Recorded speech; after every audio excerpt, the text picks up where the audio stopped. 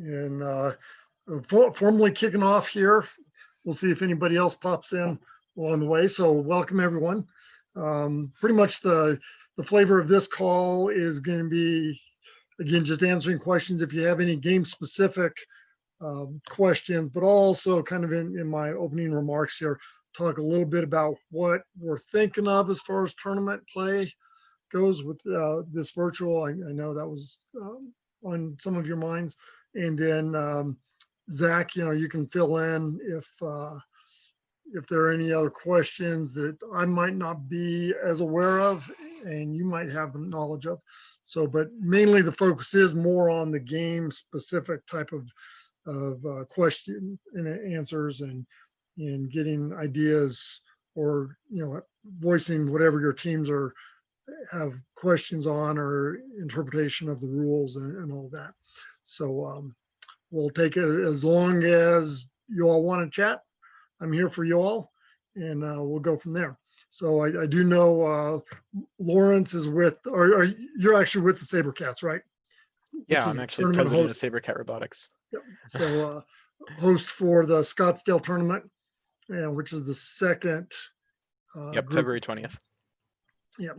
And then we've also got the ones in Mesa hosted by Plasma down in Mesa, and then the Coconuts up here in Flagstaff hosting one on, I believe the 6th of February is that one. So again, looking at that coming up pretty quickly.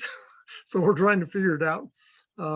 So I'll talk a little bit about what I see going on right now as far as the tournaments and this virtual tournament. Everyone should have received a link and a little bit of information about the remote event hub. And I know we're getting ready. We're starting to play with that a little bit more. Laura's getting more information on that and pushing that forward to the teams and to the tournament directors as much as we can. The way I see it playing out from the match side of things and the referee, after reading through it all, I'm inclined, and I put in an email to Laura. I see two options unfolding for that. To start it all off with, we'll identify in each of the tournaments cadre of referees. I'm ideally thinking 5 sets of 2, so 10 people total. And those five panels, we'll call them referee panels. That's the way it's described in the hub. Those 5 panels will each be assigned a number of teams. Ideally, we're looking at 25 teams per tournament, hoping to fill those up. So in that case, it would be 5 teams assigned to each referee panel. And then that referee panel will coordinate with the teams and myself and Laura to figure out timing for the first iteration. And the first iteration of the matches is the practice match. And I think it's important, and I'll also be looking at your all's recommendations and thoughts on this topic as well. But my thought being, we're going to be uploading videos. So you'll do the match with the video taken, and then you'll upload that video. Once that video is uploaded, then you'll go online in probably a Zoom setting or some other online meeting and meet with your referee panel, who will go over the video, review it with the team, score it, and then give you feedback. I like that as the initial step in the tournament process, because that's the importance of the practice matches at FLL that I've seen in the past. Is that's where a lot of lessons are learned. Okay, teams think they've got something wired, and they realize that, oh, maybe this doesn't quite work out the way I was interpreting the rules. And so there's some tweaking that goes on there. And also part of that is just getting the flow of the match so that the teams get those jitters worked out, for lack of a better term. Having worked with these guys, these young future leaders with us before, they go into the tournament and they're pretty jittery, and because it is a stressful environment being under the gun for the actual scoring and all that. So I think the practice match is a very important part of the tournament. Okay, so after the practice match and the meeting with the referee panel, there are two options that I see playing out. One, we go with a series of what I'll call live video events where the team has a time that they are on the field with their referee panel. So that they've got a live connection with the referee panel. They're doing the video with the idea being that the referees are watching live, but also will have the video to look at and score afterwards. So they'll run a match and then they'll take a break and the referee will review the video and talk to the team about it and go through and maybe that can happen before the video is completely uploaded because we know there is a time delay there. But the referee can say, okay, based on what I saw, we'll score it once you upload the video, but here are some things I want to caution you about. Here are, the penalties that I saw. Here are some warnings that you need to either tweak on the robot to make sure you get that mission accomplished, or you need to dial back something on the robot programming. Kind of give them a little bit of hand holding there, like normally happens during a regular tournament. So that's one option. The other option is the teams after they break with their referee panel, they leave with a plan of we're going to do 3 matches, and these are the windows that we're going to do those matches in, and we'll upload the videos. And so working with the referee team, it may be over the course of 3 days, each day we're going to run a match and then we're going to post the video and then the referee panel will give us feedback on that. Or maybe it's, after the practice match, we're an experienced team, our monitor is experienced and we're feeling good about what we're doing. We're just going to do all 3 matches and record them and post them to the upload them to the website, and then referees, you can score them at your convenience, and we'll find out what happens on Saturday during the award ceremony. So those are the 2 options that I see playing out. I don't know about the live portion, and maybe Zach, you've got more experience going live with tournaments and all of that. So let me open it up. If you have any thoughts on either of those 2 options, and then I'll look for Tim and Wesley and Barbara to chime in. And then Lawrence, you can chime in with what you're thinking from a tournament director standpoint. So Zach, any thoughts? Yeah, we're still working on those details and we're planning to send them out in early January. Sounds good. So any thoughts from the team coaches there? So this is Barbara speaking. Live, I think, will be really challenging because we're a school-based team. We are going to be completely beholden to whatever's going on that time with COVID. So we have 2 teams and only 1 competition board that is incredibly heavy. It's very well made. And it lives in our science lab, which we have not had access to yet. Okay. So we're only, we fortunately had a grant and have 8 robots that we put out and are living at people's homes right now. And everybody has different missions. And we have all the old mats. So they're just working on not even this year's mat. Right. So that's why, I'm here today, is trying to figure out, because we have 2 teams, 1 board that's inside a room. We know probably will not be able to have all 11 kids that we have in that room. So live kind of makes me really nervous because logistically, I don't know how we would do that with 2 teams, 1 board that's inside. We could probably get parent volunteers to move that board to an outside location, but then we would be dependent on whatever the weather is that day. So I don't know how logistically how that would work. That makes me the most nervous. Yeah, I can definitely understand that. What I would venture forth in, when we're talking about the live aspect, it would be windows. So you've got two teams, Team A and Team B. You would have, and it may be the same referee panel that is working with both Team A and Team B, or maybe two different panels. And we'd set it up to where Team A has a match window in this time frame, and match B has a window in another time frame. They may be back to back, separated by 30 minutes to sanitize or whatever, provided the school lets you into the space, or you can get that table relocated somewhere else. So that those are a couple of things that, when we're talking live events, that would be the way that would play out. Does that make sense to you, Barbara?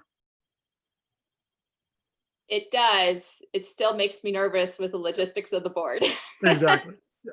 You know, one of the other options that we've talked about a little bit is having some other venue that has a board, that has a field set up, that in various regions that the teams can schedule time for. And so that's still something that's in work, still in discussion. And, you know, I would imagine we'll be getting some more visibility on that next month as well. And so it'd be like one of the that was thrown out, and I don't know the status of them now, is Catholic Master Builders up in Phoenix. You know, they've got a table that they make available, and then they'd have windows for the teams to come in and do that. You know, following all the protocols as required and everything. So I know being I think they're a community team, so they're not hindered by getting into the classroom or into the school spaces like the public school and private school teams are. So that's another option that may be unfolding here in the month to come, that your team can go and do that. Again, the nervous part about that is the coordination, the logistics, the getting the teams that, like yours, Barbara, that are doing stuff on their own virtually. You've got the families working individually to do the various missions, but they're bringing it all together. So I know that's a huge challenge. So those are a couple of options that we're thinking about as far as that goes. Yeah, I agree. If it's live, that would probably be the easiest solution for us, is to choose a lead with the robot and send them to a location that's already set up, to keep that kind of competition aspect and be able to hold on to that. That would probably be the most workable solution for us. I bet we could find a kid or two. We wouldn't send our whole team, but probably find a family or two that would be willing to take the lead with doing the live robot runs. Yeah. So Wesley and Tim, any thoughts from your guys' end? Yeah, I've got a few. So we're basically targeting the virtual side regardless from here. Right. And our team, we're feeling pretty good about the virtual experience. The performance, you know, how the robot is actually going to do, I don't know, but we have about 4 families and have yet to meet all together in person, but we meet all the time, you know, virtually in Zoom, and we've got just one field, one robot kit between us that we're the field set up in my kitchen, as a matter of fact, but the missions we're kind of partitioning, and you know, assignments we're making out as kind of you know, project-based and transactional, so that if it all comes together, it'd be really awesome. But the whole experience of doing it virtually, we're having kind of a good time with it, because we figure it's how engineering is done in the real world anyway. You know, the space shuttle is not built in one garage. You know, it's all over the place. So yeah. yeah, we're just kind of rolling with it and having a good time. And, you know, it's 2020, so best we can do. Nice. So do you have any thoughts on those two options that I expressed? Either the doing it with a live video audience feel or with just recording and uploading and No real preference between the two that I can think of. They both work for us. So Wes, do you think you have a preference? I thought the live judges sounded, or the live referees sounded helpful, because typically we have an idea that breaks a rule or two and we need referees to call us out so we could fix it. yeah, that's kind of my thinking. Since we've been talking, we also got Russ Harris on. Russ is working with Plasma and the Mesa side of things, so tournament director there. So welcome, Russ. I'm not sure when you got in on the discussion, but Yeah, I think I got on just as you guys were talking about the option of basically allowing for kind of a live robot run versus the virtual. So just okay. yeah. So I know we kind of thought through that a little bit ourselves, even if it was that there were some teams that had a tough time with the filming stuff, that we were making ourselves available to schedule time to come in and let them run the robot, and we'd have the stuff set up to film and that type of stuff and capture it for them to help it that way to, you know, because some teams that seems a little overwhelming. Someone we've talked to about how do we set it up, how are we going to do that, when we could maybe remove some of that and keep it to where they have a time with just their team, with nobody else there, a few members that would come in and run the robot, and would have just some people there to basically film the runs for them. So, but I mean, I think there's lots of options here, and I think every team's going to have kind of a different thing that they feel comfortable with. So that's I think the challenge is kind of find out what's the best for all teams involved for the right experience. Exactly. Yeah, and that to me that's what I see as the big challenge is figuring out on that wide spectrum of where everyone is and all that, how to play that out. So it'll be interesting if nothing else. Lawrence, you have any thoughts? Yeah, actually. I was kind of toying with more of a mix of the two that you had presented for the Scottsdale qualifier. An option for the teams on tournament day or review day or whenever that's set to present a live viewing of their runs and have them talked over by the judges. But also if they're not comfortable presenting a live viewing, then what's stopping them from just joining the Zoom call and sharing their recording? I think that's another viable option so that we can have the same experience for every team. The only difference then is that the team who's just showing their recording doesn't necessarily have a chance to fix right away from the judges' input. But at least then the whole team's like together on the Zoom, watching their run, watching the refs look over it, and then they all get the final score together. Yep. Right. So that's kind of what I had been toying with. And I know I'm pretty lucky because my administration at Saguaro has been really helpful, and they are completely willing to allow us to host teams to come and pre-record stuff if need be. So that's what I'm looking at doing if anyone has concerns about recording their own footage or whatever.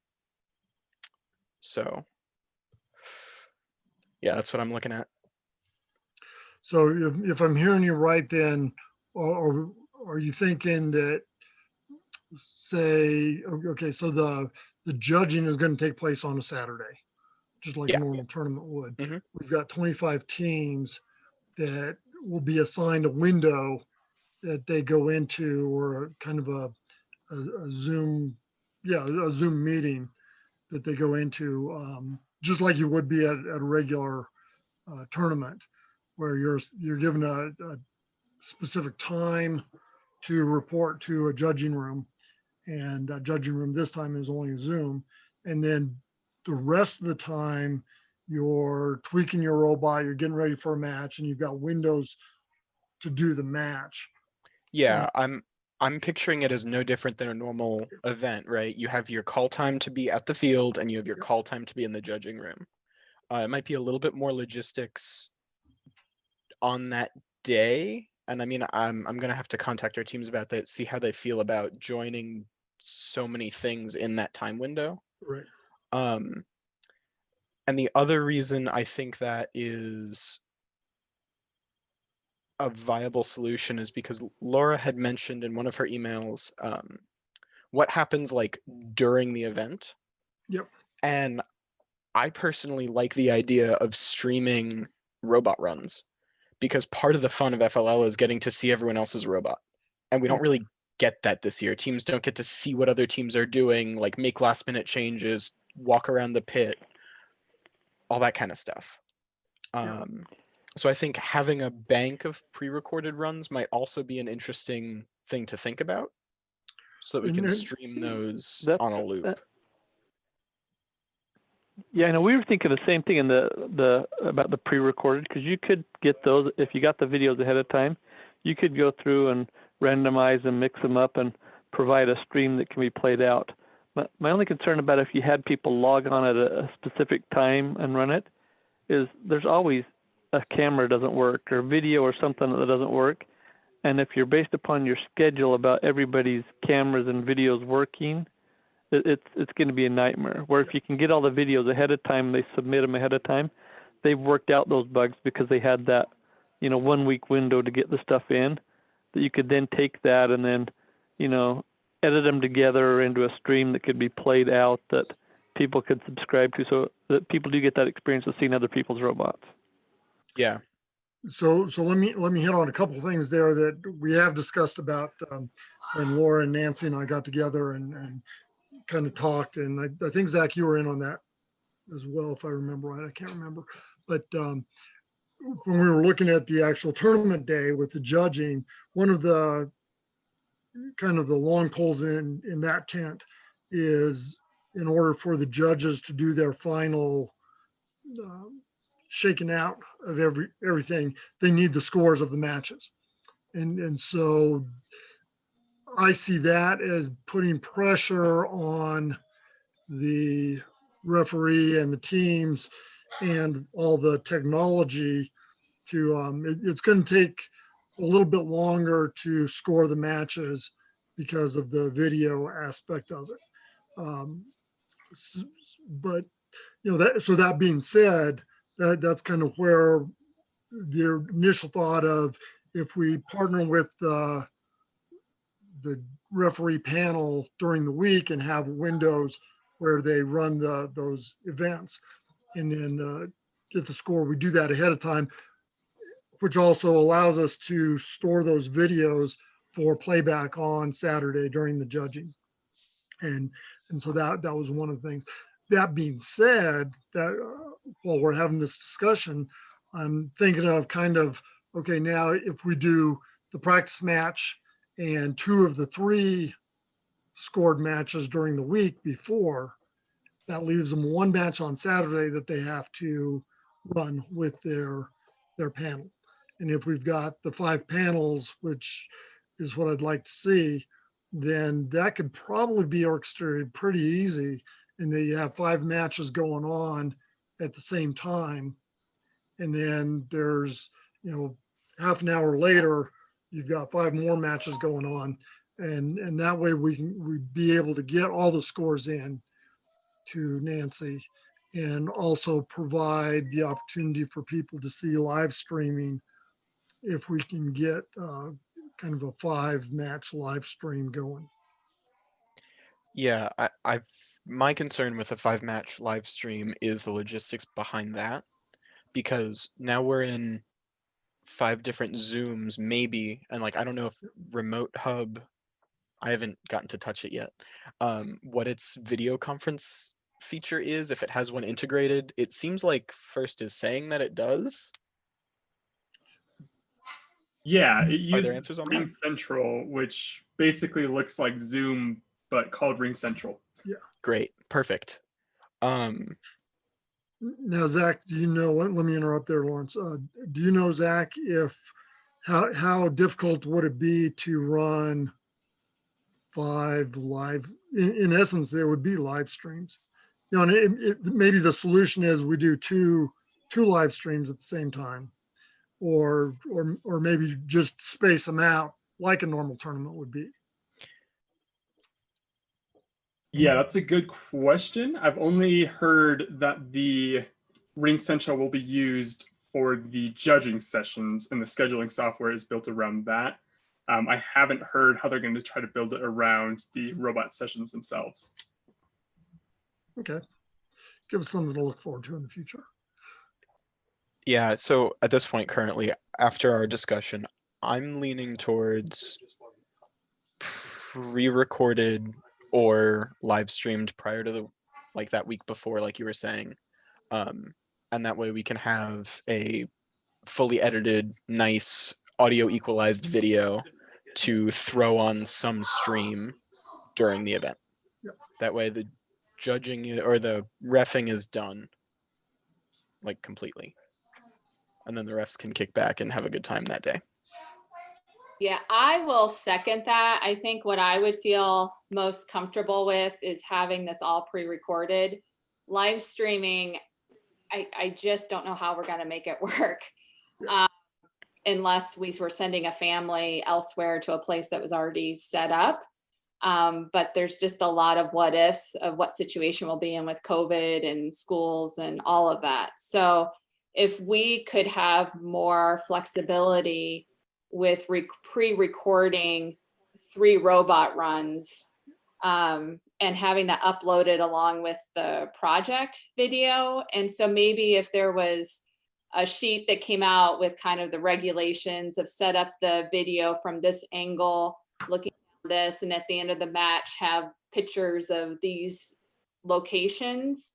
If we could have parameters around that, then that would give teams the most flexibility to take videos of those runs, take the pictures on their own time when they're able to figure it out with whatever rules and limitations they're dealing with at the local. And then what I do love, and I think is completely doable, because all students now are completely well versed in logging into Zoom and attending class every day. And so that's what I think can be live, is that you would still meet on tournament day with the judges in a live Zoom session with all the team members, and the judge can look at the pre-recorded video, give feedback. And I love the idea of streaming the robot runs of other teams during that day to make it feel like the actual tournament itself. But I think the most doable option is pre-recorded, giving the teams requirements of how it needs to be filmed and what pictures need to be taken. To me, that's the most doable, given 101 different challenges teams are facing in all sorts of different ways. Yeah, and I do know, Barbara, that for judging, that's exactly what the plan is on Saturday.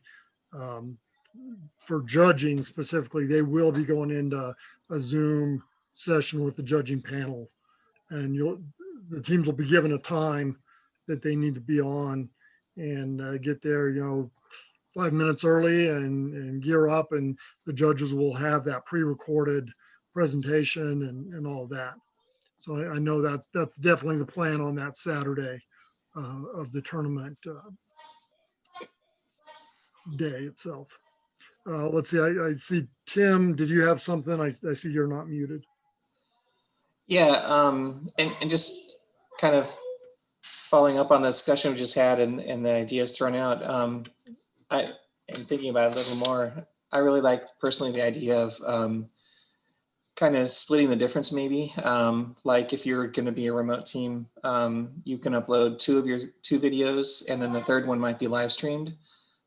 Just because that aspect of the things that happen, live in a tournament it's part of it. It's part of the fun of the day and the things you have to overcome. So, we just balancing at what everybody said, you can have 2 where you get the camera working, all that kind of stuff, but you have one where maybe you have to, figure it out at the last second and, we got it going, or maybe even if you didn't, you have 2 good runs to go on. That seems a little more, realistic for what happens tournament day anyway. Russ, did you have something? So I just want to get clarified. I think I had heard that on each of the days there'll be 2 tournaments going on that day, right? And there's kind of one target for the morning, one target for the afternoon, right? So I was just curious if we went to this where you had live runs, does that change that logistics any or that timing as to how that would happen if they're really trying to split it to where there's a morning and an afternoon, so to speak, or is it just the start that's being staggered? That's the part I wasn't completely sure I understood. Yeah, that's a great question. I'm not sure the exact answer to that. And again, that's kind of why going with the option of the pre-recorded during the week, and so not doing any live runs or live videoed runs, live stream runs, let's call it, on the day of the tournament. Kind of the timing is a concern there. And it's easier just to play those videos during the time of the tournament. That being said, one of the takeaways from this Q&A session for me is to look and see what the feasibility of doing that option that Tim just kind of summarized for us, doing the third match there during the tournament day. So I'll be looking at that under a fine lens here in the weeks to come to figure out if that's even feasible. So yeah, good discussion. I appreciate these inputs. That's why we do these. So any other thoughts or questions on the tournament flow and all of that? Earlier, you had mentioned the desire to have the monitors be present during recording. Is that to provide the teams with immediate feedback, or because we want to make sure ensure reliability of the recording? Both. My understanding in all the precursor stuff that I've read is First has kind of build it as a monitor, someone to watch the tournament or watch that match live. One, to make sure that it is being videoed well and provide a QA on that. But also someone who's aware of the scoring, who's aware of the penalties, who's aware of those kind of things and kind of the game specifics so that they can focus on certain things at the end. So where I'm going with that comment is during the course of the match, the team has to interrupt the robot. So they do the interruption, they bring it back. So there should be one of those penalty discs being taken away, the token. And that's the job of the monitor. The job of the monitor is also maybe to act in the role of a ref and go, hey guys, you need to start within that launch window. Remember, you've only got this launch area and you're overhanging it. So you can't start. Yeah, just so that we don't end up with video recording that should have been disqualified from the beginning. Exactly. Gotcha. Exactly. So Gotcha. kind of those preemptive type of things. And then at the end, when we're actually focused on the scoring aspect of it, is there may be a need to take that video camera and put it directly over a mission model to see exactly what the scoring is. Yeah, and I think at the weight machine, or I'm thinking more along the lines of the treadmill where you've got the little ticker that ticks across. So the mentor is going to be, or the monitor is going to be involved in, okay, do we have an accurate picture of that scoring condition? yeah, and there's a lot of little things like that this year, isn't there? There's a lot of little There are a few. tickers and Yeah. So, okay, any other I'm just thought? considering logistics of, sorry, of Yeah. monitors. Russ, I don't know what your volunteer spread looks like, but I know that ours is primarily run by students. I think about 90% of our volunteers are students, so getting people places is much harder. Yeah, we're a very student and alumni within the last couple of years of high school graduation type of thing. Is usually the bulk of all of our, volunteers are, especially in the robot and the judging and the referees and that kind of side of things. The Yeah. actual other judging sessions, we seem to get some more parents involved. But yeah, I think,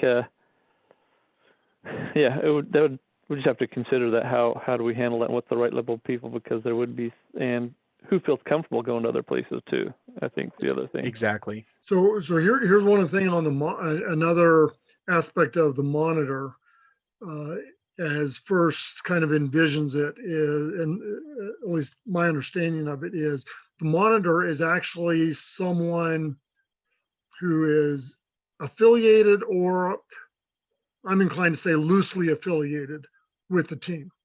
So it may be someone that works for one of the, or works with one of the parents who is tech savvy or who has an interest in doing this. So they're not part of the team, but they have an affiliation with the team in that they're a friend of someone on the team. Or it may be that the coach goes out and finds, one of the parents who is interested and willing to look into and play this role as the mentor or the monitor, who wants to get in and learn those rules. And they're not a referee per se, but they know enough to where they can act in the role of a monitor, and I'll be doing special training for those folks. So it's not Gotcha. up to the tournament directors to come up with the monitors. Okay. What I'm looking for is tournament directors. You'll have some referees, and I'm also working the referee issue as well on the state level. So trying to come up with a cadre of referees, and then I will also help assign them to your tournaments. Hopefully that Yeah, and I makes think that makes more sense because I was worried about some teams I know of, their circle of influence they've kept fairly small, and to ingest some other person in that's not part of that circle of influence that they already have in this environment, might be a little disconcerting to Right. some teams. Yep, exactly. But if it's somebody that's already, associated, they're already part of that circle, then you're not bringing, new people into it. So that makes sense. So then it seems like the 5 teams of 2, 1 monitor and 1 ref is less viable. It seems like we'll probably have teams of 2 refs and then a bunch of monitors, 1 for each team, potentially. Not necessarily. I think the monitors will have enough knowledge, and if partnered with a referee, that referee definitely has the knowledge, and the two can work hand in hand. And it's nothing more than what you see at a tournament where you've got one referee sitting there at the table. So you've got one set of eyes. The value of having the monitor involved within that referee panel when they're reviewing the video is the referee can go, okay, it looks like this is what happened during the match, and the monitor will be able to go, yeah, that's what I saw, and that's why I think this is the call that needs to be made.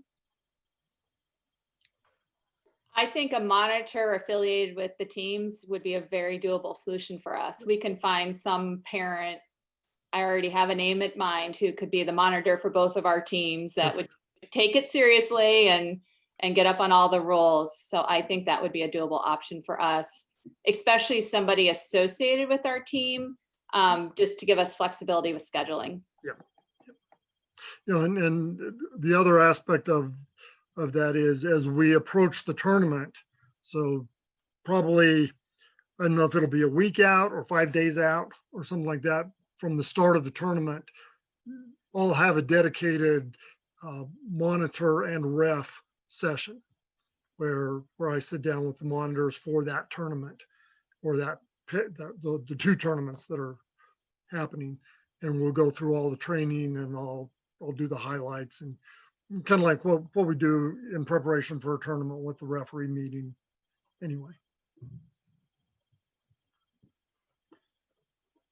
All right, so I'd like to take the last few minutes that we have here and entertain any questions of the game specific, any mission questions, any rule questions, anything like that Barbara or Wesley or Tim have. Haven't got that far yet. Gotcha. That's January. Jack? Yeah, it's amazing how many questions come up at the last minute as you start getting into the more fine tuning of the robot performance and the team starts strategizing a little bit more and all that. It's a fun development to watch the kids play out. They surprise us every year. Yep. Are all of you in on the updates? Have you seen the updates? Are you in on getting those? Are you comfortable with that? Yep.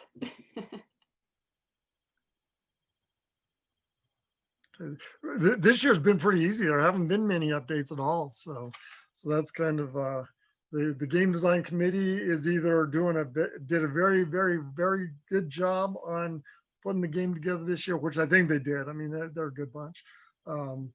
Or they've just kind of been slack and waiting for the tournaments to start before they start injecting a bunch of updates. I think it's the former rather than the latter there. So I just have to let you know, I really like how they changed it this year to where you don't have to get back into base. You can end in the launch where you launch. So that was just a weird twist last year that I think, it made much more sense with them changing that back this year. So that was a nice change back. yeah, I agree. We Go had to ahead. do our coding last year the day before competition because we got clarification on that. And so I appreciated seeing it returned. Yeah. Although I was kind of happy to see, after all was said and done, that home area. At first my thought of, okay, they're shortening the playing field. This is kind of, I want to see the full field run. But then as the season went on and I saw it play out at a couple of tournaments that I was at, it's like, I like this home area where we don't have to worry about the mission models and all the attachments and everything being passed over the floor to a table and potentially dropped and all that. So that played out really well. So I like the changes that they've come. And I agree that it's nice to have that launch zone as part of home for the return. Yeah, I was skeptic about that short field. I thought for sure they just printed it wrong at first. Yeah. It just didn't seem right. Yep. So, all right. So if there are no other questions, any other discussion items or whatever, we can free up everyone to go and about their business, or like I say, I'm here to entertain whatever questions you have.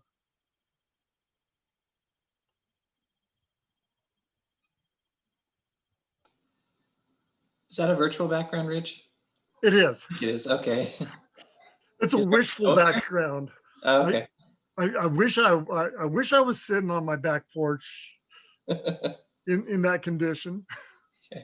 Although it feels like it should start snowing. It's overcast up here and all that. But yeah, I think that picture was taken back at the beginning of the year.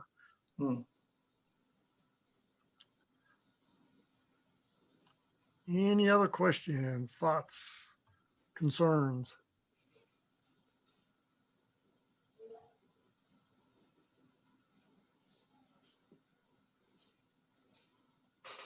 All right, I'm not seeing anybody unmuting, so if you're speaking, please unmute.